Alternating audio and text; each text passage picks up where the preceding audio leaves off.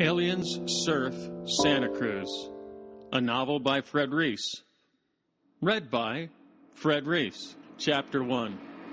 Harvesting the Stoke. The first time I clearly saw the trannie aliens was in the fog. Surfing Santa Cruz in the fog is haunting, weird, and eerie. The lighthouse's warning signal on the jetty exhales a ghostly groan. Even the ocean appears to have a hidden motive. I never see what's coming until it's right on me. I'm dialed and floating into the overcast of nothingness. I like it. Everything is seared and coldly sizzling with an effervescent mist. There aren't any gray areas in my life. I can only afford black and white. Here, I was heavily getting into gray. Soon, it would be murky enough for me everywhere.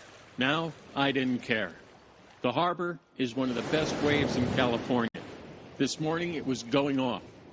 I'd scrape, drop, and hook into grinding barrels, pitting me so deep I never knew when the evil sucking tube was going to spit me out. And when I pumped my board and blasted through, my stoke craved for more. It was bitchin', but I was pissed. I was given the flat-out riot act to TJ and his loyal crew of pro-punks for teaming up and burning me on the last set wave. Hey, stop the fucking bullshit, TJ.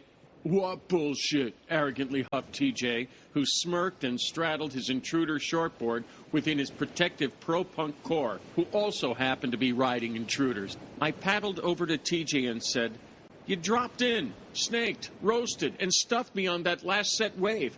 I went endo and got major worked." TJ was in his mid-30s. His teenage crew were blonde, deeply tanned, tightly bound wads of nothing. The pro-punk's eyes were glassy and hollow as the inside of their last tube ride. And for some bizarre reason, they all had black sunscreen around their lips. "Jonah," said TJ to one of his pro-punks, "did, you drop in on Thorn? You mean the carp riding that 70s lid?" Jonah disdainfully said. "I'm not riding a jar lid of buds," I replied. "It's my 6'5" Mark Richards fish." TJ looked at my fish and chirped in contempt.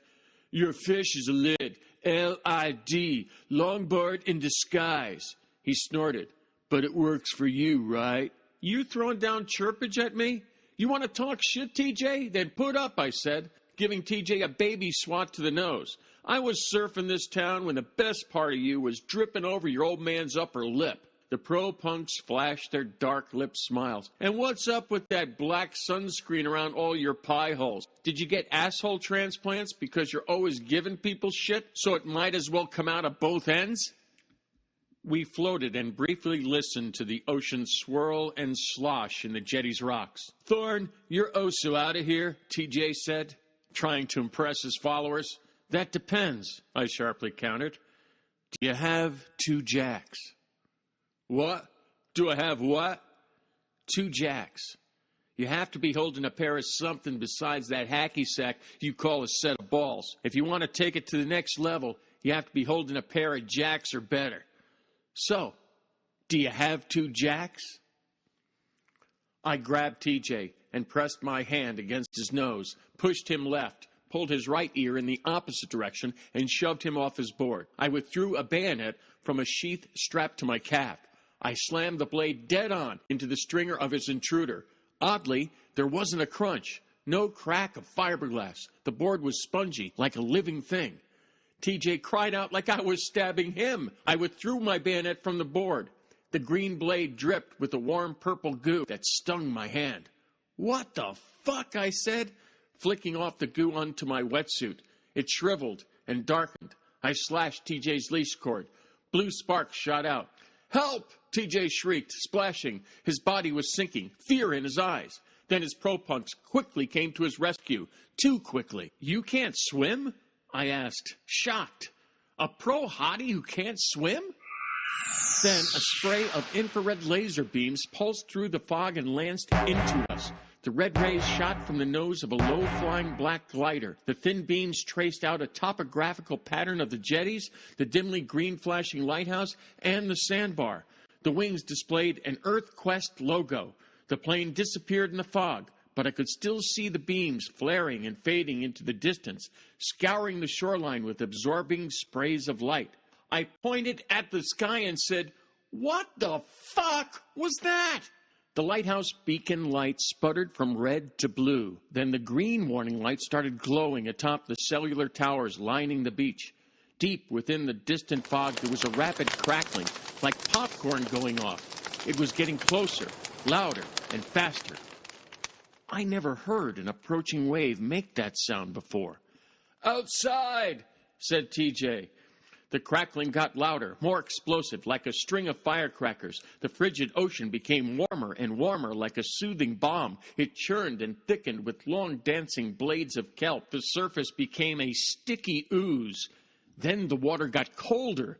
Kelp blades quickly slithered around us, entwined, bonded, and formed a double overhead wave of olive green gel. The mysterious crackling was coming from the popping kelp pods. And the gelid dark wave reared up, flicked its lip like a tongue, hissed, and hammered down on us. It was like being inside a bag of bubble wrap and getting thrashed by a gang of invisible meth heads. Underwater, I saw the pro-punks stuck in the gelatinous fluid, their eyes and mouths wide open, startled to find themselves encased and suspended within a monstrous jello mold. Then, elongated, flat, serrated-edged kelp blades drifted toward the pro-punks, swirled like tendrils around their limbs, tightened and dragged them into the darkness of the benthic depths. Jonas spoke. I heard his surreal plea vibrate through the gel. "Stoke!"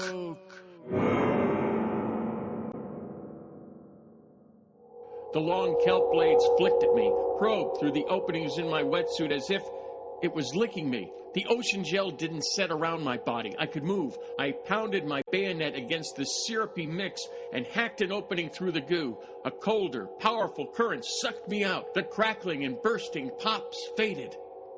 So did I.